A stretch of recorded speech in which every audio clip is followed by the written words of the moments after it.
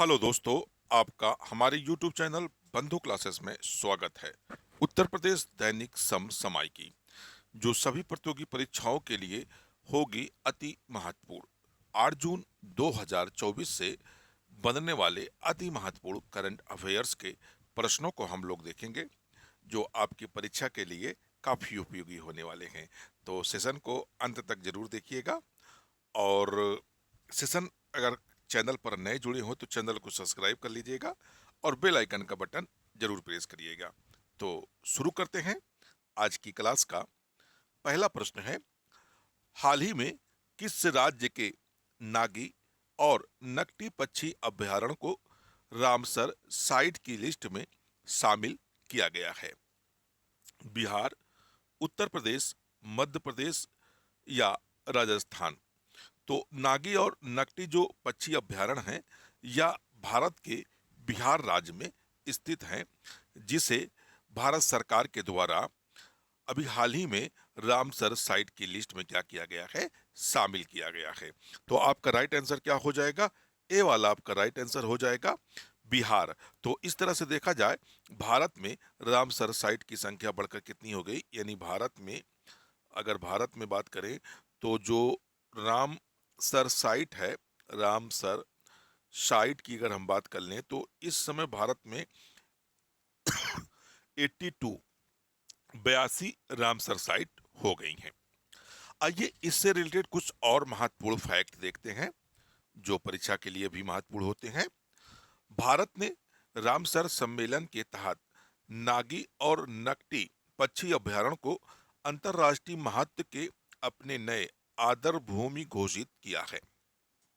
ये आदर भूमि क्षेत्र बिहार के जमुई जिले में झाझा वन क्षेत्र के भीतर स्थित है।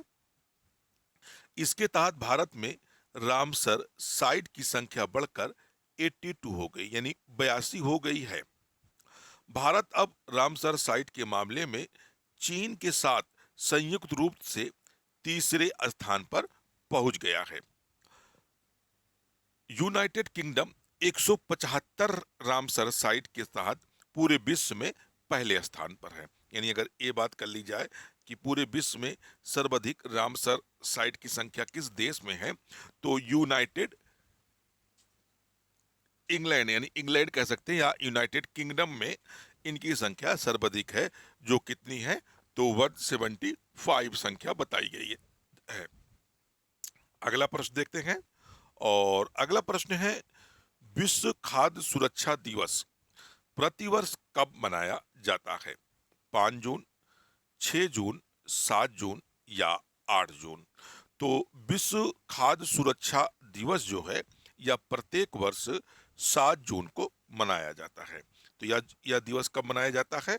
7 जून को मनाया जाता है। अगर हम 5 जून की बात करें तो 5 जून को विश्व विश्व पर्यावरण, यानी पर्यावरण दिवस के रूप में हम लोग क्या करते हैं, मनाते हैं। तो 5 जून को विश्व पर्यावरण दिवस मनाया जाता है, और विश्व खाद्य सुरक्षा जो दिवस है वह 7 जून को मनाया जाता है।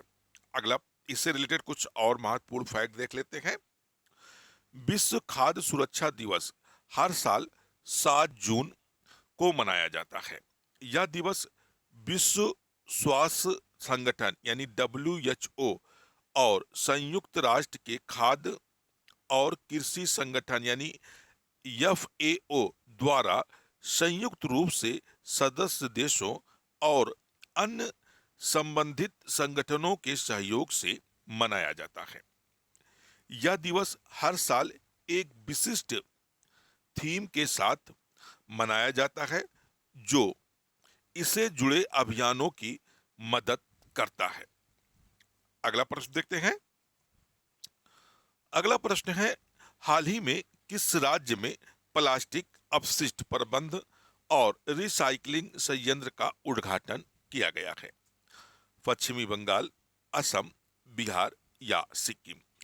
तो अभी हाल ही में भारतीय सेना के द्वारा सिक्किम में अपशिष्ट प्रबंध, प्लास्टिक अपशिष्ट प्रबंध और रिसाइकलिंग संयंत्र का क्या किया गया है, उद्घाटन किया गया है। तो यह उद्घाटन कहाँ किया गया है? तो सिक्किम में यह उद्घाटन किया गया है। इनसे रिलेटेड कुछ और फैक्ट देख लेते हैं। भारतीय सेना की त्रिशक्ति कोर ने उत्तरी बंगाल और सिक्किम में कई गो ग्रीन पहल के तहत विश्व पर्यावरण दिवस मनाया था।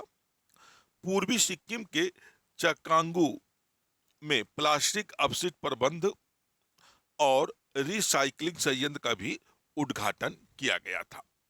यह प्रोजेक्ट सेना की सद्भावना पहल का हिस्सा है, जिसका उद्देश्य अपशिष्ट प्रबंध में क्या करना है? सुधार करना है। अगला प्रश्न देखते हैं, और अगला प्रश्न है, मौद्रिक नीति समिति ने किस दर पर रेपो रेट को लगातार 8वीं बार अपरिवर्तित रखा है? 6%, 6.25%, 6.50% या 6.75%? तो मौद्रिक नीति समिति ने की बैठक अभी हाल ही में जून माह में क्या हुई है? संपन्न हुई है, जिसमें यह निर्णय लिया गया है कि जो मौद्रिक नीति होती है, मौद्रिक नीति के तहत रेपो रेट को लगातार 8वीं बार अपरिवर्तित करने का निर्णय लिया गया है। जो वर्तमान में रेपो रेट है, जो मौद्रिक रेपो रेट है, वह कितना है? 6.50% है। तो इसी प्रतिशत को फिर एक बार मौद्रिक नीति समिति ने बनाए रखने का क्या किया है? फैसला किया है। आइए इससे रिलेटेड कुछ और महत्वपूर्ण फैक्ट देखते हैं। भारतीय रिजर्व बैंक और मौद्रिक नीति समिति ने लोकसभा चुनाव 2024 के बाद अपनी पहली बैठक में रेपो रेट को 6.50% पर अपरिवर्तित रखा है। आरबीआई ने अपनी जून 2024 की बैठक में लगातार 8वीं बार प्रमुख दर को बरकरार रखने का फैसला किया है। एमपीसी ने आखिरी बार फरवरी 2023 में बेंचमार्क ब्याज दर में बदलाव किया था। साथ ही वित्त वर्ष 2025 के लिए वास्तविक जीडीपी वृद्धि 7.2% रहने की उम्मीद भी जताई गई है। अगला प्रश्न देखते हैं, और अगला प्रश्न है, कर्मचारी राज्य बीमा निगम के महानिदेशक का अतिरिक्त प्रभार किसे दिया गया है? राजीव सिन्हा, कमल किशोर सोन, राम सिंह मंडल या दुर्गा शक्ति नागपाल?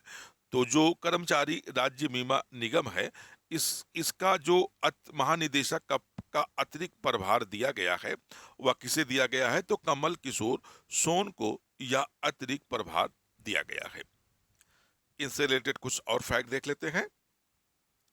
झारखंड कैडर के 1998 बैच के वरिष्ठ आईएएस अधिकारी कमल किशोर सोन को कर्मचारी राज्य 8 बीमा निगम यानी एम्प्लॉइज स्टेट इंश्योरेंस कॉर्पोरेशन के महानिदेशक का अतिरिक्त प्रभार दिया गया है। वर्तमान में श्रम और रोजगार मंत्रालय में अतिरिक्त सचिव और महानिदेशक श्रम कल्याण के रूप में जो कमल किशोर हैं, वह क्या हैं? कार्यरत हैं।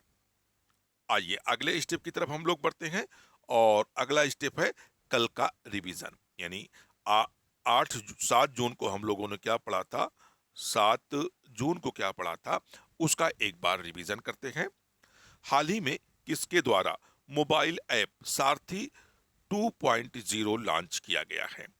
तो जो सारथी ऐप है, जो मोबाइल ऐप सारथी 2.0 है, यह सेबी के द्वारा लॉन्च किया गया है, जिसके तहत सेबी जो है म्यूचुअल फंडों को, एक तरह से कहा इन्वेस्टमेंटों को एक जगह सुविधा उपलब्ध कराने के उद्देश्य से इस ऐप को लाई थी। इसके अगर पहले संस्करण की बात की जाए तो इसका जो पहला संस्करण था वह 2022 में 2022 में लॉन्च किया गया था। अगला प्रश्न देखते हैं।